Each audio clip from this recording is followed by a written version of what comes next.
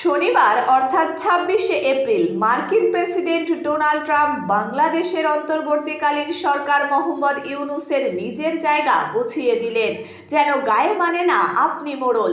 শনিবার ভাটিকান সিটির Saint Peter's ব্যাসিলিকায় pope ফ্রান্সিসের অন্ত্যেষ্টিক্রিয়া অনুষ্ঠানের মাঝে মার্কিন প্রেসিডেন্ট ট্রাম্পের সাথে হাত মেলানোর জন্য হাত বাড়িয়ে দেন মোল্লা ইউনূস।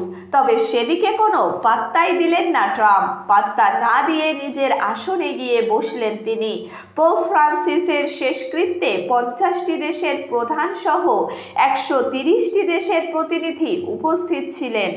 শক্তিশালী রাষ্ট্রপ্রধানদের সাথে ছবি তুলে নিজেকে মহান নেতা হিসেবে তুলে ধরার স্বপ্নটা ভেঙে গেল ইউনূসের। সূত্রের খবর, শত চেষ্টা করেও ইউনূস শক্তিশালী নেতাদের সাথে ছবি তুলতে বা তাদের ধারে কাছে ঘেঁষতে ব্যর্থ হয়েছেন।